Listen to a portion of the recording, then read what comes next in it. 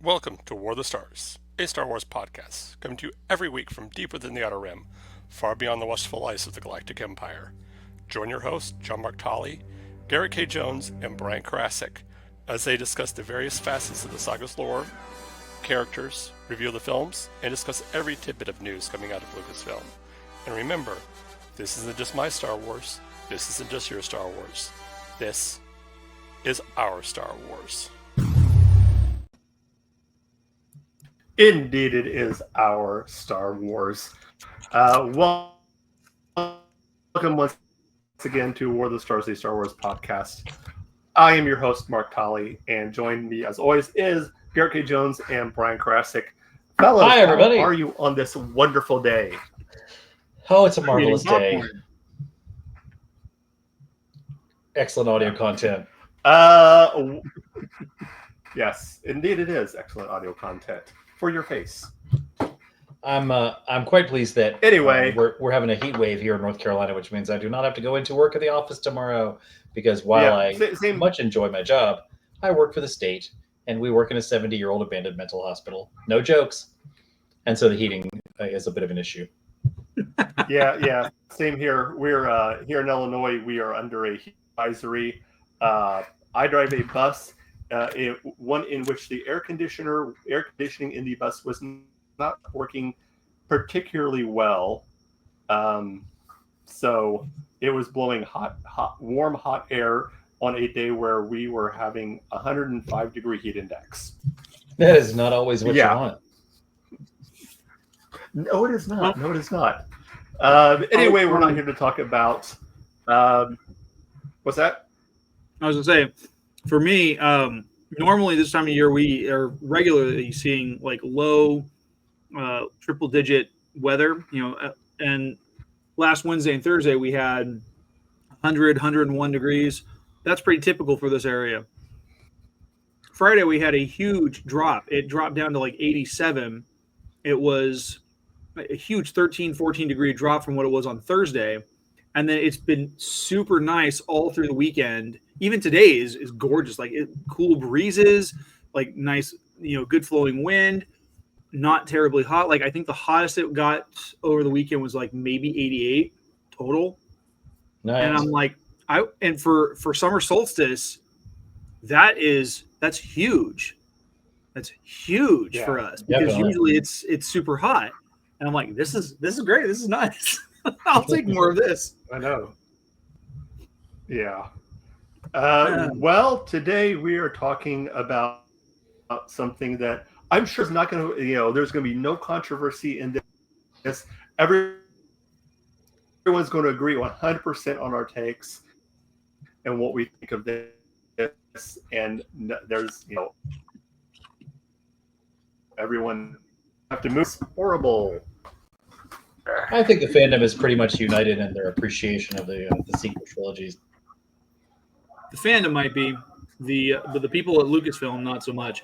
We're talking about the review of the name. I mean, hold on, not review of the name sealer. What am I talking about? Hold on, let me fix that. The Rise of, I don't know who. That's funny. The Rise of Skywalker is what we're talking about. Whoopsie. Indeed. Oh, man. That's a much better connection for you, Mark. Yeah. All right. So we're actually I was just watching a quick little like minute and a half long video on YouTube earlier, and there was like some insider from Lucasfilm was making a comment to, I think it was comic book or CBR.com, saying that Rey is the like ultimate MVP. She's like the most valuable character of any franchise or property right now. It's like, are you kidding me? I don't see Rey associated merch flying off shelves right now. Aunt Agnes of Gilded Age is a better call. Right? Yeah. I mean, I have a joke that I'm going to leave until we get to talking about the climax of the film, but yeah. Power through it. So many jokes. They write themselves. Mm-hmm. Well, I'm going to jump right in here because I think that I may be unique in my appreciation of the fact that Palpatine is in this movie. I don't care how he got there. I am amused, lovingly amused at the complete hand wave of how he's back. Everybody makes jokes about Poe saying somehow Palpatine returned. Yeah, that stinks.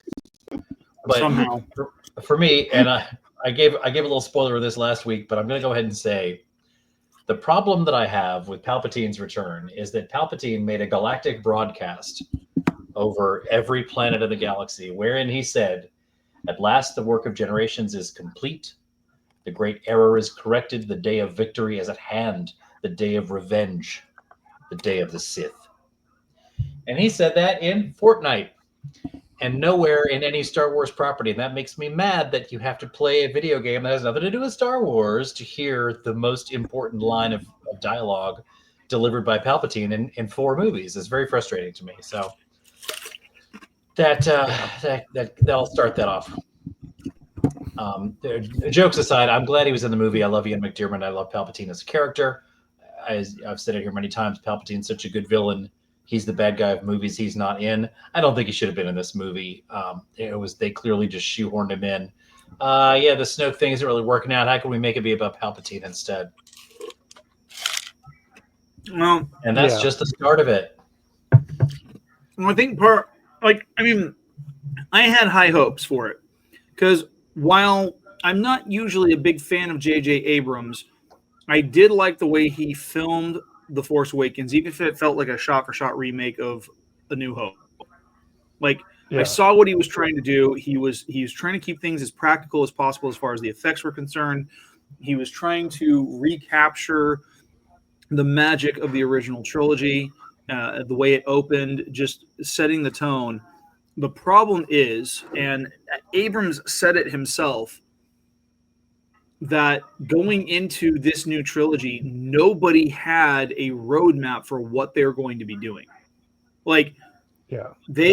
Lucas left a whole bunch of notes, a whole bunch of stuff to go off of, and Kennedy just flipped him the bird, said, "We'll wing it. It'll be fine," and it turned out to be the big poop factory from Not Another Teen Movie.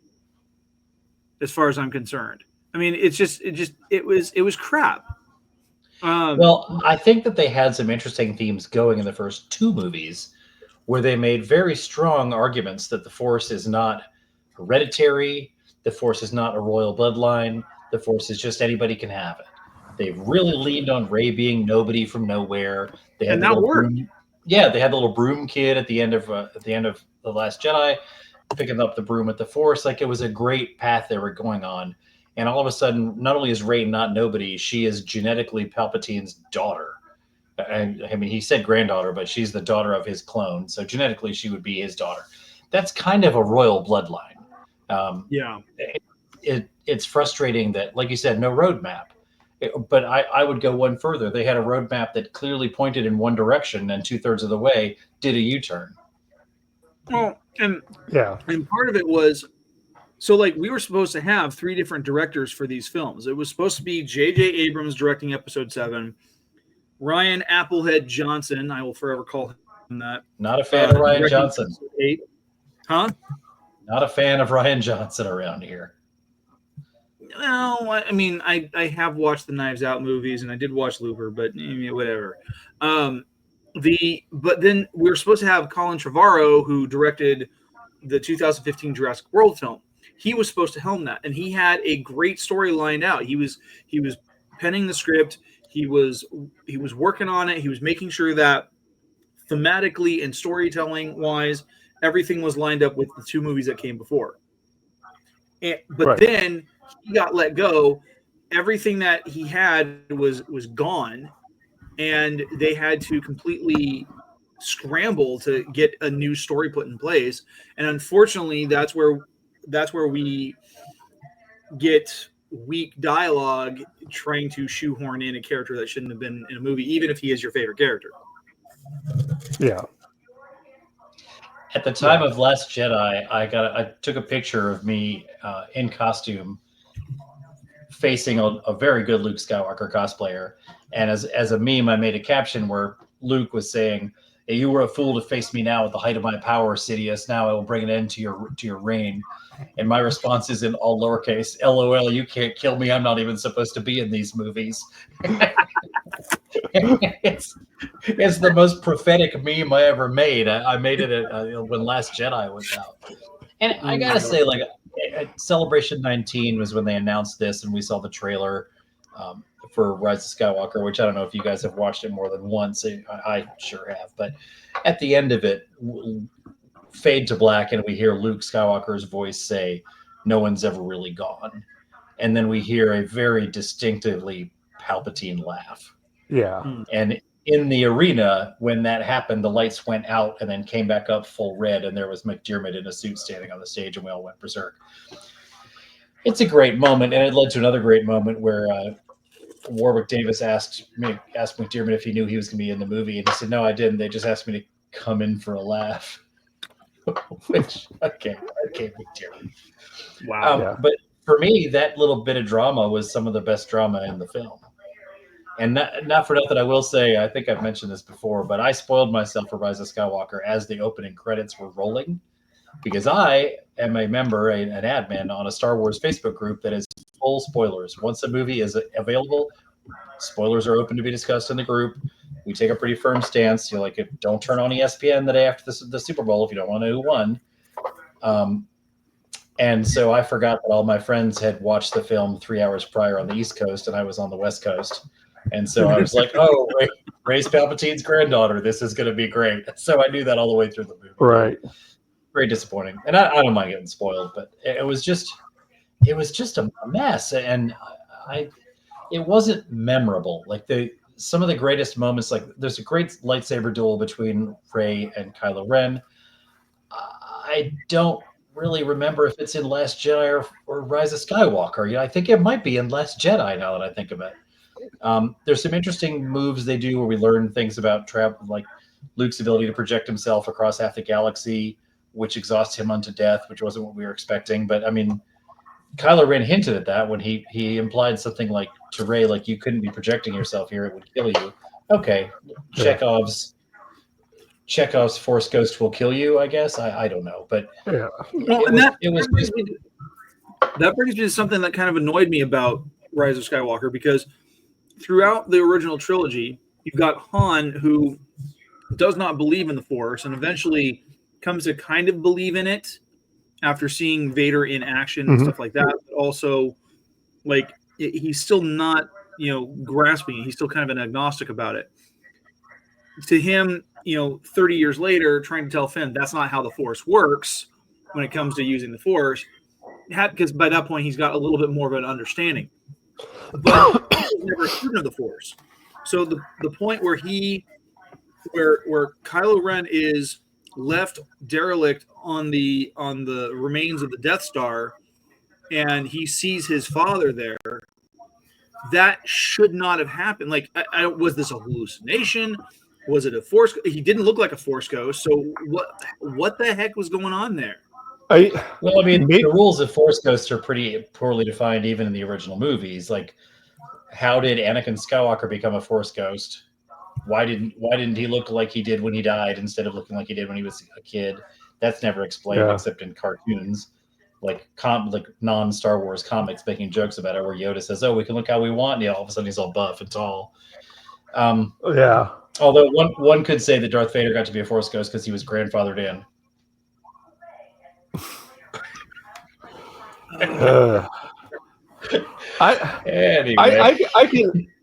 Maybe I can explain that one with, it was the Force doing what the Force needed to do to get Kylo to a certain point. Like, it wasn't necessarily a Force ghost, but the Force needed to correct things, and the Force showed Kylo what he needed to see.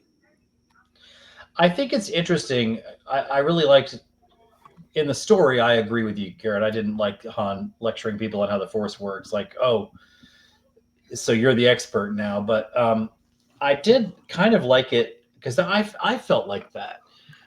When I was a kid, perhaps when we were kids, the Force was just like, good stuff happen, go. right? It was just like this amorphous energy that caused things to happen when you need it. But 40 years of video games and role-playing games have turned it into video game fodder. And I made a joke one time where I recorded a line with a friend of mine who does a good Kenobi, where he did Kenobi saying, "Luke, you put 2 points in force accuracy last level. Use force accuracy." Because everybody's like, when did Rey learn telekinesis, or when did Rey learn force speed or whatever? Like it's frustrating to me to see the force just brought to this collection of skill stats instead of being sort of the magic that I felt it was as a kid. That's not how the force works, in my opinion. Yeah. And one thing I got annoyed with in this movie, and we've seen it through even some of the TV shows, was this idea that now everyone can use the force. It stopped made, and we start seeing this when you start noticing that, oh, Finn has the force now. Yeah, it's like nobody can be good at anything without it being the force. Yeah. Well, and it's like there's no indication throughout the other two movies, or especially the first one, that he was force sensitive. And you would think that the First Order would have picked up on that right away. They really teased it with a pretty blatant poster of him holding the lightsaber. Yeah. Before we saw that scene happen, I think it was strong. We were supposed to think, oh man, he's a Jedi. Yeah. And I think Boyega has come out and been pretty vocal in his disappointment with that lack of force abilities in Finn. Yeah. Yeah, I mean, I don't know. It just started this whole thing of, like I've said before, everyone gets to be, the force now. You get the force, you get the force. Everybody gets the force. And if everybody's special, nobody's special. Nobody is. Unless they're Rey. Exactly. At which point things just magically happen for her. She's extra special. And see, that's the thing, is like I hope to God we don't ever do a character foray onto Rey, because I mean, like, as a character on this, like, not even just on the surface, but like the way she's handled is not done well. Like, it feels like she is a write-in for not just the Mary Sue quality, but it feels like she is a self-insert for Kathleen Kennedy into the Star Wars franchise. I mean, this is a trend that's been going on for the last couple of years. We saw Jessica Gao do it with She-Hulk. We saw Leslie Headland do it with the Acolyte. I mean, these self-inserts get really exhausting. And I mean, I'll be honest, as a writer, my first book, I have a couple characters who are quasi self-inserts. Jarrett Gones, the brave barbarian. No, nothing anywhere close to that. But they weren't reflective of something I wanted to be. They were reflective of elements of myself that were already in existence, and I wanted to pit them as different sides of the same coin, is what I was going for. Whether or not that's successful is another matter. But from that point on, as the characters evolved, they evolved on their own based on the decisions that are presented to them and how they go about doing it. And a lot of people will say that from a writing standpoint that, it's just fictional characters. You as the writer are making the choices for them. But at the same time, as the writing process evolves, the characters will actually surprise you, like as if they're making decisions without you controlling them. It's kind of a weird thing, and until you've experienced it, whatever. But the fact remains is that Rey feels like a very strong self-insert for Kathleen Kennedy of things that, she goes from having no experience in a lot of different skill sets to having almost instantaneous success with everything she does, and there is no reason for that. Yeah. But we see that to a lesser degree, but still, to a certain extent, we see that with Anakin Skywalker in episode 1. Anakin Skywalker literally saves the world from an alien invasion the first time he touches a starfighter. And I do not agree that driving a pod racer is an equivalent skill. and we're all okay with it because we already knew that he was Darth Vader. We'd already accepted that Anakin Skywalker would grow up to become the greatest pilot in the galaxy and the most powerful Jedi, et cetera, et cetera. But I feel that to some extent, if we saw Rey being powerful before we saw her getting powerful, would you be more forgiving?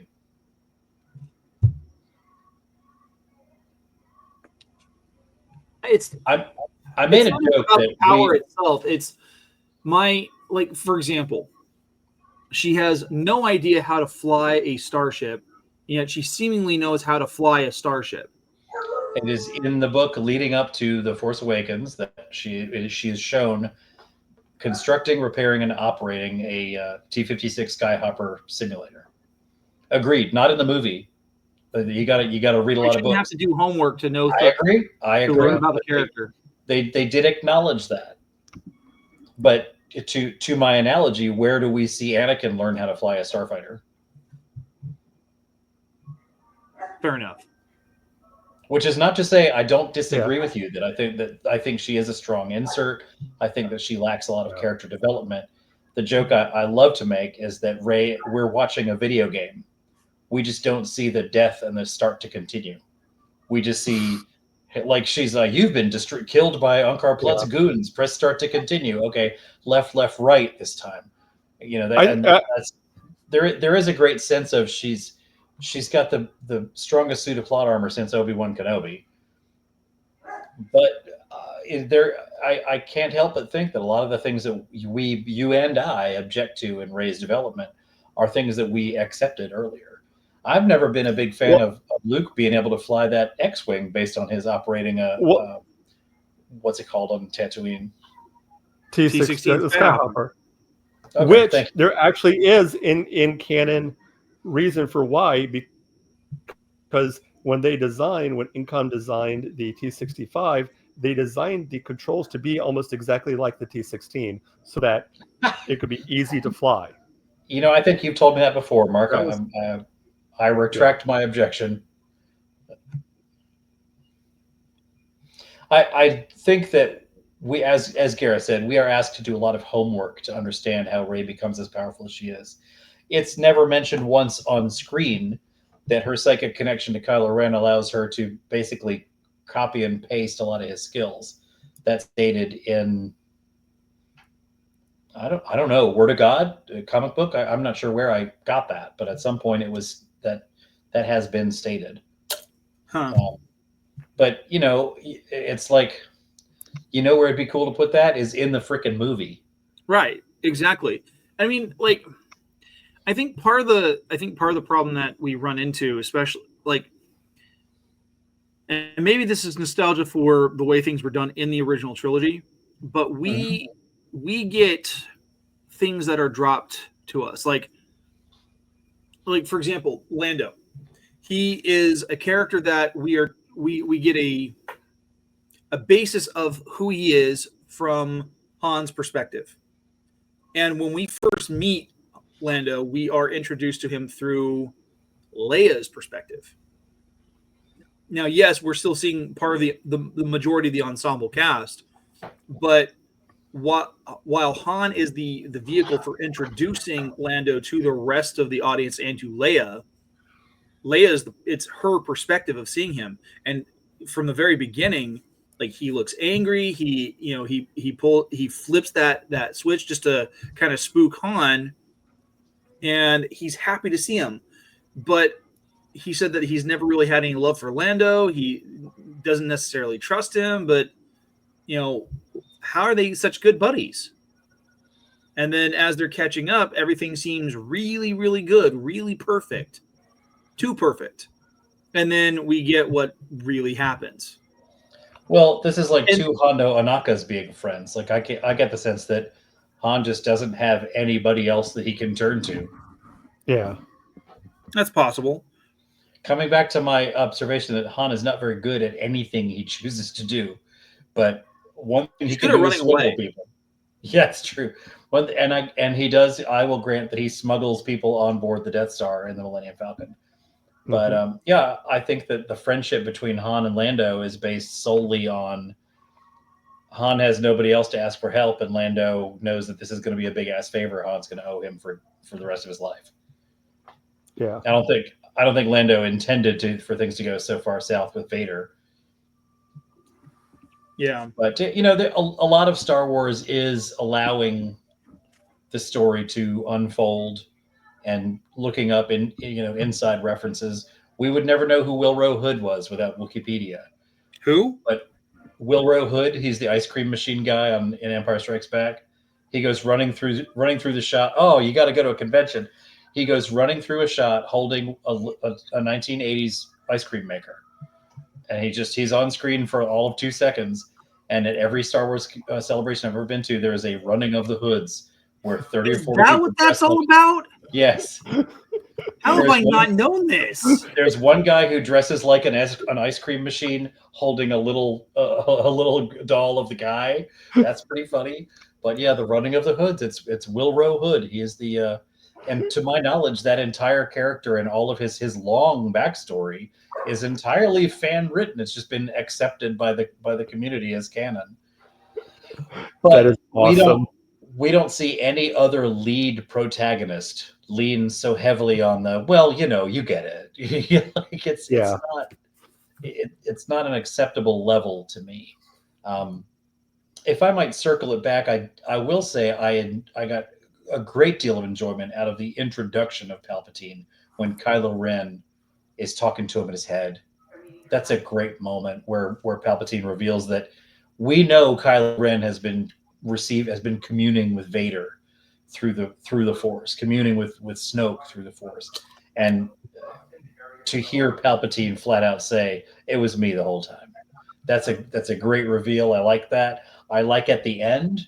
I've made the joke that people believe that Han Solo committed suicide in The Last Jedi because on some level, even unconsciously, they don't believe that anybody could kill Han Solo except Han Solo. I've said it before here. I'm going to say it again. Palpatine is so powerful. The only character who can kill Palpatine is Palpatine. The two most damaging things in his life that affect him are both his lightning getting reflected back at him. Windu does it to him, but 3 times. Yes. Learn, guy. Learn. I know you dig the lightning, but shut it off. Just throttle back a little bit. It's crazy. But I think we've talked about the Disney death on here, haven't we? The what? The Disney death. This is the concept that we see it in a lot of Disney films. The ultimate version of it is Scar dying in The Lion King. Yeah, where you don't actually see it happen on screen. Well, villain fights hero. Villain tries to kill hero. Hero escapes death. Villain ends up dying, but not at the hero's hand. So we get the satisfaction, we get the catharsis of the villain being killed, but the hero is not a murderer. Indeed, in many cases, the hero attempts to save the villain. Pure.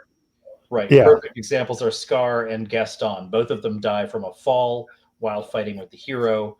Both of them, the hero makes an attempt to save them. Judge Claude Frollo does the same thing. Okay, sure. I haven't seen Hunchback in a long time, and that's a little bit of that is present in Palpatine. Palpatine has to die. He has to be killed, and he has to be killed definitively. So he gets the Voldemort flake away to nothingness end scene, but it isn't Rey killing him. It isn't Kylo killing him. It's him killing himself because just burning out the coil. Yeah, which, I mean, if you got to go, you may as well go that way. And this is something I do like making this point, and of course, the Rey movie is now on hold or whatever. I do not believe that Disney is making another Star Wars movie until I am sitting in the theater and the end credits are rolling. Because at this point, I feel like we could be halfway through a film and suddenly the lights come up and the theater's like, get out, film's canceled. It's just so like any announcement of a new Star Wars movie, I don't believe it. It's just like we should put a ticking clock on this show anytime they announce a new film. Like, okay, isn't Mandalorian Grogu already in production though? Yes. Not until the end credits roll. I don't believe it. Okay, fair. All of which though is to say that I was really interested to see them, and I hope that they will still explore this. Rey is a Palpatine. It doesn't matter what name she puts on her driver's license. It doesn't matter what profile picture she uses on Facebook. She is a Palpatine by blood. And I would be really interested. I'd be really disappointed if they don't play with that. We have seen Rey dabble in the dark side a couple times. She accidentally uses Force lightning in Rise of Skywalker. That's not the sort of thing a Jedi just, oh, I didn't know I could do that. No, that is a clear exercise of anger. The cave shows her a dark side to her, which I think is accurate. I think we should, and she uses the same lightsaber style that Sidious does. I really like to see. Yeah, she's really aggressive. Yeah. And bearing in mind, Palpatine has always been a "kill me, I win" kind of guy. Like that kind of villain. It's a trope. Even if you kill me, I win because now you're a murderer. Ha ha ha ha. So I think that Palpatine would be satisfied to know that in dying, he ended the Skywalker line, the Solo line, and his direct descendant is sitting on the throne of the Jedi Grand Master. I think like Palpatine would call that a win. And I do not, if you know me, you won't believe me when I say this. I don't think they should bring Palpatine back anymore. We've got it. Let's come up with a new villain. Not the Yuuzhan Vong, but Palpatine's had his day. He's been the villain of 9 saga movies and ostensibly the villain of 3 more non-saga movies. And he's like every TV show. He's just been the villain of Star Wars since 1980. Yeah. And I think they could do better than to just keep recycling. Plus, McDiarmid is going to die, guys. Like they can't it's just going to be cartoons from now on. Anyway, but I do think that his spirit, not his speaking Force ghost, but his spirit, his energy has got to be shown to be extant in Rey. Because, I mean, he's like, did you guys read Brian Lumley? Necroscope series, Garrett? Come on. No. Yeah. Okay. You both should. Necroscope is an amazing vampire series. Vampires in that are such a contagion. Vampirism is like, at one point, a vampire is killed, burned to ash, and from the ashes grows a mushroom that a wolf eats, and the wolf becomes a vampire, and the cycle starts again. Like, burning a vampire to ashes is not enough. And I think Palpatine has a similar aspect of that in his tenacity through the dark side. So I don't believe that his genetic code in Rey, if we're going to say she's powerful because she's a Palpatine, I think we also have to expect that she's going to have a substantial slice of the dark side in her. Right. See, I really, this is where I think it would have been really fun midway through the sequel trilogy. It would be like, we see her set up as a protagonist, and then we see the dichotomy between her and Kylo. I thought that was great. I think like it gave us some traces of Jason and Jaina without them being Jason and Jaina. Right. It would have been so cool from a storytelling perspective to see that their paths don't just cross but diverge. They first converge and then diverge in opposite directions, and to have her become the villain, like she in that fight, that final fight with on the Dreadnought, that she realizes she like either because it's exposed to her through the Force, or it's exposed to her because of something Snoke says or does. That's what reveals to her that she's a Palpatine, and she spends the first act of Episode 9, going through that, and we could have redubbed it the Rise of Solo. I would have loved that. I know there's a reason to like you, Garrett. You're the only person who's ever. Well, one thing I was thinking, one thing you could have done even with that is where she gets a vision where she realizes that to save Kylo, she has to turn to the dark side. That she's the one that she has to. Like, it's not something that she wants to do, but the Force is telling her to well, it's the same Kylo. thing Anakin planned to do. He was going to defeat the Emperor from within. Yeah. And then Luke tried the same thing in Crimson Empire in the comic books. It's not something that works. Well, I would have loved that. Garrett's idea sounds like a better film than 2/3 of the sequel trilogy. Well, and I think going back to the whole, Rey being a Palpatine, personally, I think they should have stuck with the Rey being a nobody. I fully agree. Then you have the whole idea of the Force doesn't choose anybody. It's you're not just special because of your name. But if you're gonna go with the Palpatine, then I think a better ending with her being a Palpatine, the better ending would have been, tell the story and give the message of your name doesn't define you. Have her keep the Palpatine name and say, yes, I'm a Palpatine. Yes, this is my last name, but it doesn't define who I am. Yeah, I made a meme about a lawyer on Coruscant named Steve Palpatine, who's just like his cousin. He's like, no, it's just a whole other guy. But I can also understand, not Palpatine. Palpatine. Frankenstein, yes. Like how Nathaniel Hawthorne dropped the W or whatever, added a W, whatever. But I mean, at the same time, we've seen this in throughout history where people who are related to, as they say, because I'm going to say this because the YouTube algorithm, the no Germans, that they either change their name or they have taken, a lot of them have taken extreme measures to sterilize themselves so that they don't spread that, propagate the. I read that generations. I read that in 1939, the New York phone book had it's like 40 some odd AHs in the H section of their phone book, and by 1942 there were 0.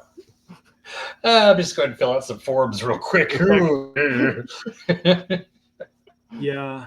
I think that they worked pretty hard to make it sound like Rey was nobody, and I wish they'd stuck with that, as you said, Mark. Yeah. But do the math with me for a minute. Discounting Rey, how many Force users do we know are the child of Force users? We've got Luke, we've got Leia, we have Ben Solo. Ben Solo. That's it. Okay, compare that to how many Force users are there in the films. Let's start with the 10,000 in the original trilogy, of whom only Ki-Adi-Mundi is likely to have produced offspring, none of whom are known to be Force users. I posit that the child of Satine Kryze is, in fact, the illegitimate son of one Obi-Wan Kenobi. I like that theory. I like it. Oh, you missed one too. The child, the son of Caleb Doom. Oh yes, and Harrison Dula. He does have the you see that. Yeah, he does using his given name instead of his rebel nom de plume. Yes. Yeah, absolutely. So even so, I think that extra one doesn't really throw off the ratio that much of the 10,008 to 3. And I don't know why. I mean, it really baffles me. It sounds like I'm being facetious or sarcastic, but I really don't understand why so many of our fandom decided that every Jedi has to be descended from another Jedi. Like as soon as Daisy Ridley was cast, everyone was just thought she was Luke's child. Of course, she's Luke's daughter. Yeah, because Luke would obviously leave his only child abandoned on a desert planet. It went so well for him. Or they thought maybe it was like Han and Leia's daughter or something. Yeah, I also heard Obi-Wan. That was Obi-Wan's child or grandchild. So I've said this several times this evening. I'm sorry, but I made a meme about that theory, which was the last page of Ben's diary. And it was like this heartfelt goodbye to Luke. And like, I hope that in some way I've been the father that you deserved, the father you never had. Oh, by the way, I left a kid on Jakku. I'm sure it'll never come up, but like maybe swing by. Why would I never could get my head around the concept of any of our heroes having a child and abandoning her on Jakku. Yeah. And I mean, literally, Unkar Plutt is the only one looking after her. One might say he's not the best caregiver. I think it was much better done when she was going to be nobody, because that's how the Force has always been, is it's nobody. Two randos give birth to a child who floats toys in the air. Okay, and then here comes a Jedi to take it away. it's not a royal bloodline, and Luke even mentions it. You're like, that's Skywalker blood. Like, no, well, and that's the interesting thing, just how strong the Force flows through so many beings in the galaxy, without it being a genetic marker. Mm-hmm. Even though they tried to make it a genetic marker in Episode 1. The power of the Skywalker bloodline does. I just thought of this. Does make me wonder what it would have been like if they were breeding Jedi. Dude. Oh. Wow. Can you imagine one crazy guy who's like, I'm going to interbreed with my own family and make an ultimate group of Jedi? So I don't know if you've seen Big Love. So that would be the planet. My ex-wife used to be on Big Love. Wow. Oh, okay. We need to talk about that. On that show. There is a great scene in Big Love where one of the characters is breeding within his bloodline, but he's doing it via IVF. And his assertion is it's not incest if there's no contact. I mean, it's hard to argue. I don't want to come down on the side of unscrupulous geneticists who are practicing eugenics, but like, he makes a good point. I mean, it's not really a good point because, like, I mean, we've seen how the European royals were, and it's a bad idea when cousins marry. Yeah, sooner or later, Pee Wee Herman ends up playing you in the film. Or on 30 Rock. Thank you. I knew you'd get that one. Excellent lobby, Garrett. Jokes aside, though, it was a much better story when Jedi could be anybody. Yeah. And I mean, even Anakin isn't the child of a Force user, unless you consider the sort of immaculate conception theory that Plagueis and Palpatine used the Force to impregnate Shmi Skywalker. But that's something else that just hand waved. Like, there's no father. Let's get on with it. Don't make it a thing. So it's all of that. I guess I would sum up. We're coming up on 45 minutes here. I thought Rise of Skywalker was a fine movie. I saw it 3 times in the theater, as I do all Star Wars movies. Once in costume, once in costume again, and then once on an afternoon with my kid, often in costume. But I haven't seen it since. I haven't bought the DVD yet. And that is a damning review from this kid who usually gets the DVD the day that it's out. Yeah. Even up to Last Jedi. But all I got out of Rise of Skywalker was some fun memes and some good bits I do at conventions where people ask me how I could have a granddaughter, and I do a line from Adam's Family Values. I say, well, as Palpatine, I say, my mom kissed Pop Pop, and the angel took the stork, and the stork flew down from heaven and put a diamond in the Cabbage Patch, and the diamond grew into a baby. That old Papa Palpatine can get it. So it's just, but I didn't get much for the storyline, and I think Lucas knew what they'd done. Look at the toys that came out of Rise of Skywalker. Where's the Black Series zombie Cenobite Palpatine? Where's the $50 Palpatine on a rack? All we got is just like some run-of-the-mill. And how dare they not give us Knights of Ren figures as a collector? And you mentioned that before, but I mean, think about the characters who are introduced, like the potential possible daughter of Lando that is met on that Janna. planet. Yeah, Janna. Like, which there's no figure of her. So racist. She's a black woman. Of course she's Lando, because it's either her or Mace Windu, right? There's no other black people in the whole galaxy, right? Hate that part. I mean, that's what the fandom said. Like, as if there's a black character on screen, the assumption in roughly half of the fandom that I experienced was they must be Lando's kid. Hey, now, David Harewood played a senator in The Acolyte. Oh, thank you. I missed him. Yeah. Since I only watched 2 episodes of The Acolyte, you're probably better off. Yeah, honestly. I tried to resist the anger that I saw in so much of the fandom for all the sequels. And I was always one to say, look, it's not your Star Wars. You're not owed a movie that you like. No. And to be fair, I'm not angry of how things turned out. I am disappointed. Which from a childhood standpoint is 1,000 times worse. My mom still doesn't understand that. But I mean, they understand it. That's why we say that. No, my mom does not understand this. But so the guest star. No, my thought on this whole thing is that,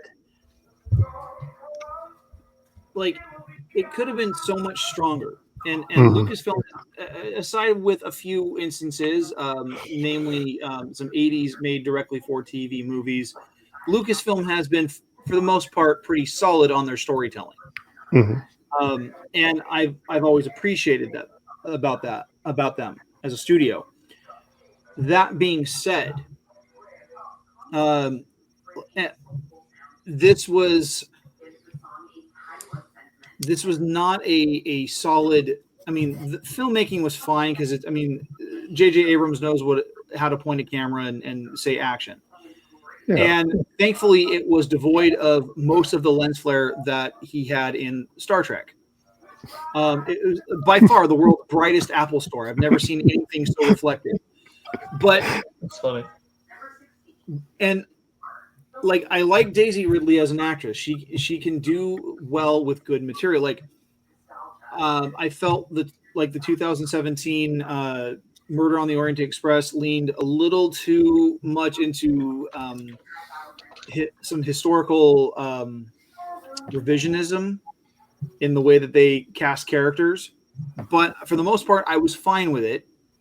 And she gave a very solid performance.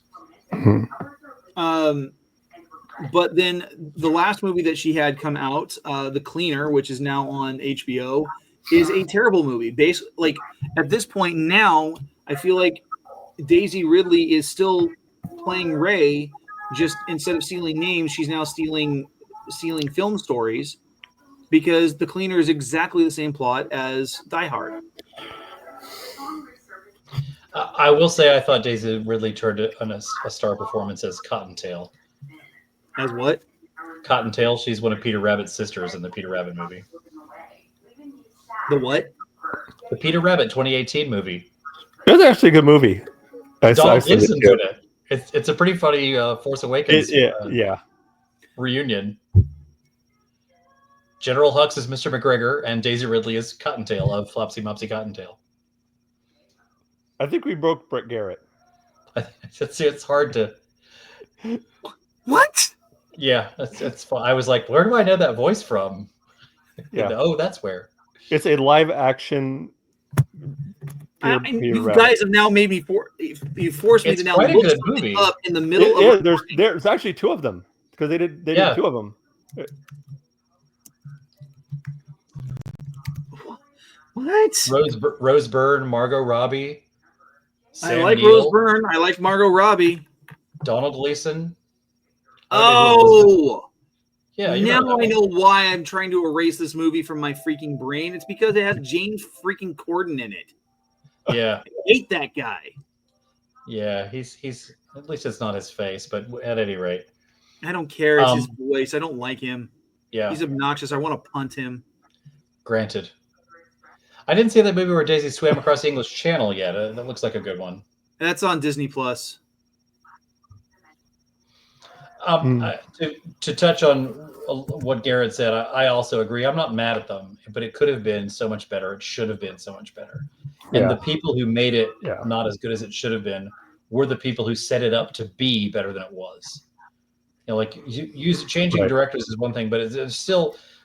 People made I saw a lot of fan theories or hopes or petitions that Lucas was going to come back and like save Star Wars, or that like but like they don't make these movies in a vacuum. It's not like Rian Johnson turned in The Last Jedi and Lucasfilm was like, oh no, what have we done? Like they watched it happen.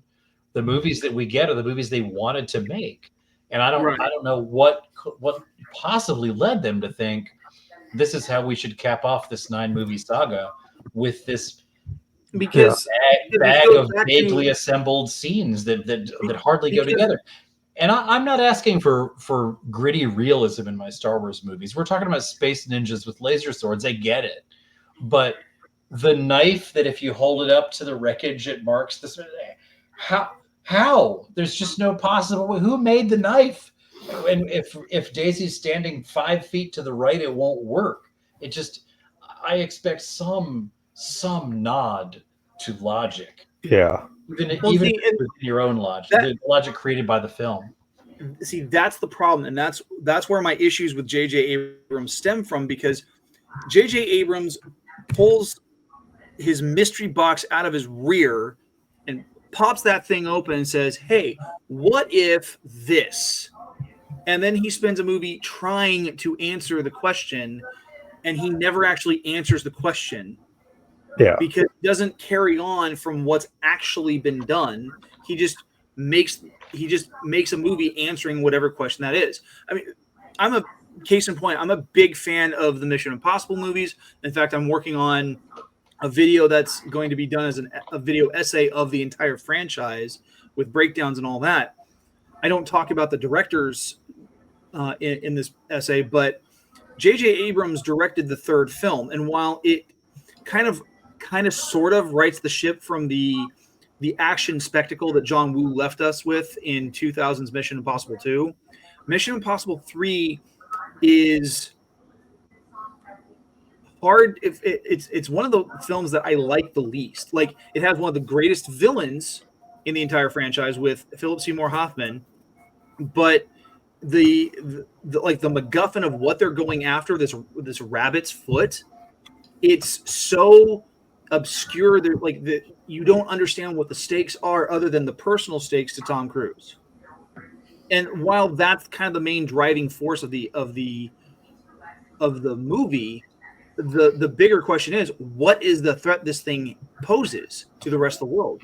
Because everything has been issue of them being some kind of threat.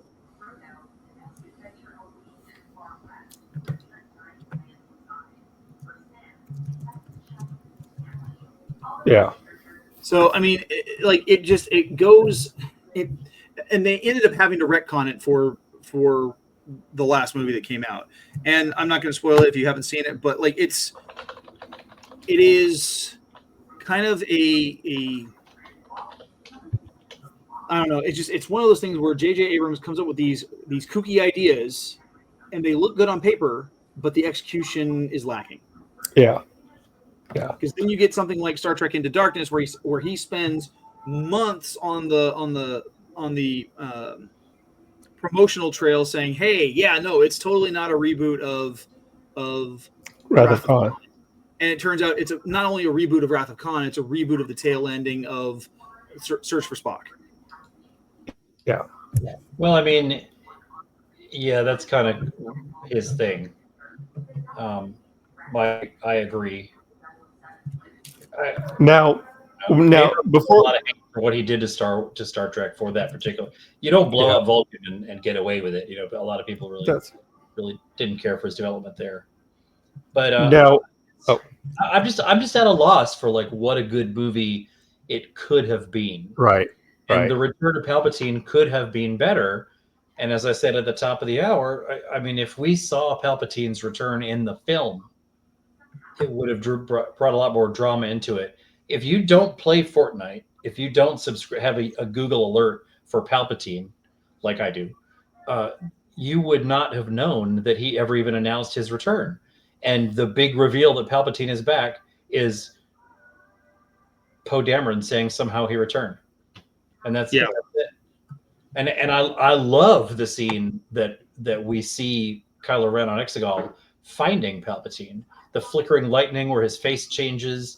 I called him Zombie Cenobite Palpatine earlier. That's a great scene. It's a little creepy. It's horrible. It is. Not horrible. It's horrifying. It really set me up to be really disappointed with the rest of what they did with them. I do have to say, why am I not? I'm making this costume, but you know, it's not. It's just so frustrating to have such a defining saga in our lives wrapped up in that half-hearted, lackluster, careless way. Yeah. I do have to say, I am not surprised that you have a Google alert for Palpatine. That does not surprise. I have an Etsy and eBay alert as well. I also have to say this. If you're listening to this podcast and you love Rise of Skywalker, then more power to you. Like, if this is your favorite movie, we're not saying that you cannot love this movie. I know a lot of people who do really enjoy this movie, who think it was a good movie, and that's not what I want this show to be about, is just saying like, oh, we hate this movie, so you have to hate this movie. I love No. aspects of it. I wanted to love the whole thing. Yeah. I mean, that's it's like Garrett said, I'm not mad at it. We're just disappointed. It should have been a better film. And I just because sorry. This is like I've said before is, and I'm trying to figure out how to word this, is me not liking something doesn't give me the right to tell you that you have to not like it either.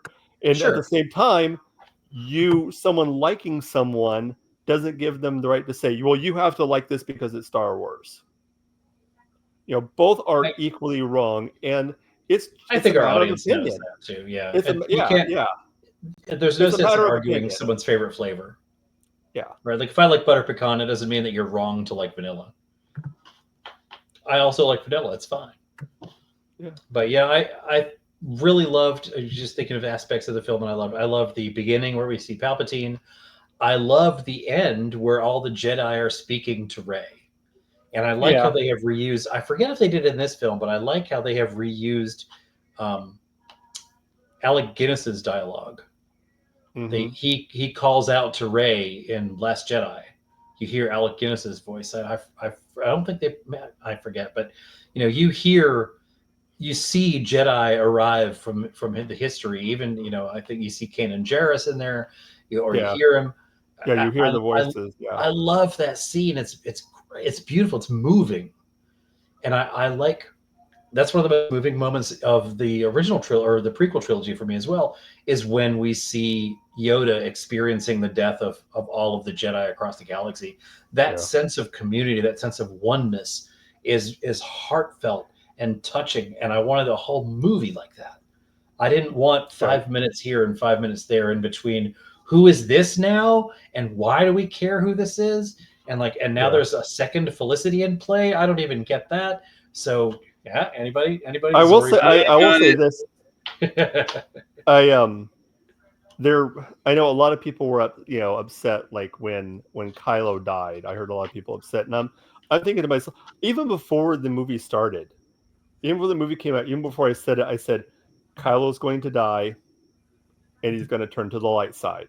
And everyone's like, well, what do you mean? He can't turn the light side. He can't turn the light side. I'm like, have you not watched the movie? Patricide is an unforgivable crime ever since Greek myths. Well, not just that, but Kylo. What was Kylo's whole idea of what he wanted to do? He wanted to be like Vader. He wanted to follow in Vader's footsteps. Well, he did.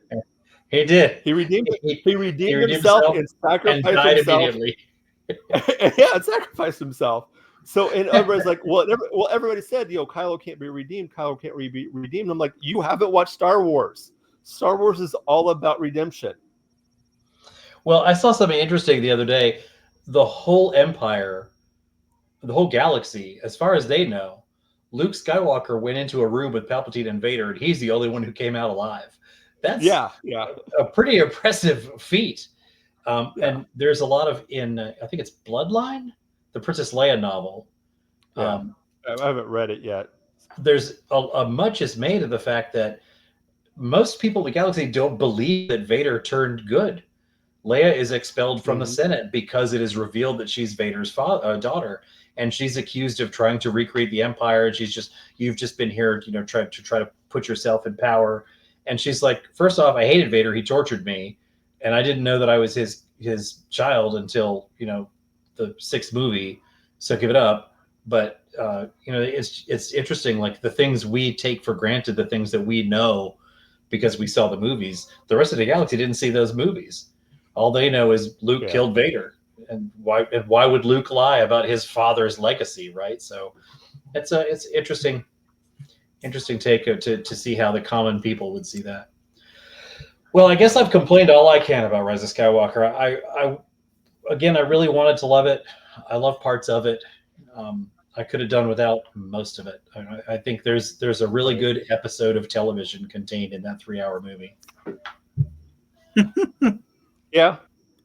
Yeah, probably. Oh, And that sounds mean. Like I feel the same way about the Aftermath trilogy by Chuck Wendig. I love his work, but there's one good book in there. It's just spread across 3 books. Yeah. right. Well, why don't we wrap things up for the night? Tell the folks where we can find each other. Brian, why don't you tell the people out there where they can find you at? Come visit me at the Sith Library and Archives. Look for the ampersand. We are a lovingly curated collection of dark side associated art, humor, philosophy. Tune in with me, Darth Carosis, and my colleagues as we share our love of the darkness and the beauty found between the stars. All right. What about you, Garrett? Where can the people find you on the interweb? Well, before I share that with them, I'm going to say next week we're going to be jumping back into another lore episode. Mark, you're going to be out of town. You're going to be on vacation, much needed, I will. I'm sure. But Brian and I will hold the fort, and we are going to be covering the lore of the Night Sisters. I'm looking forward to this. But as for me, you guys can find me on Instagram and X at GKJ_publishing, where I talk about my books. I talk about my show, The Right Way, which is on YouTube. I've got a new episode coming out the Saturday after 4th of July. And then I have what else do I have coming out? Oh, we just had a new episode of Snackame come out on Feast of Fandoms. So if you want to connect with me, social media is the place to do it, or YouTube. All those links are down in the video description. All right. As for us right here at War of the Stars, you can check us out through our email. It is warofthestars1@gmail.com. We are also on Instagram and X and all other social media at warofthestars77. If you want to support the show, Ko-fi.com/War of the Stars is the best way to do that, or through our Spreadshirt shop. You can buy the cool stuff. The link is right there. Check that out. What else? Oh, we are, of course, as Garrett mentioned, a proud member of Feast of Fandoms. Check out all the shows on Feast of Fandoms. And so that will do it for this week. Join Garrett and Brian next week as they will discuss the Night Sisters. And I will see you back in July. As always, remember, this is not just my Star Wars. This is not just your Star Wars. This is our Star Wars. Till next time, may the Force be with you.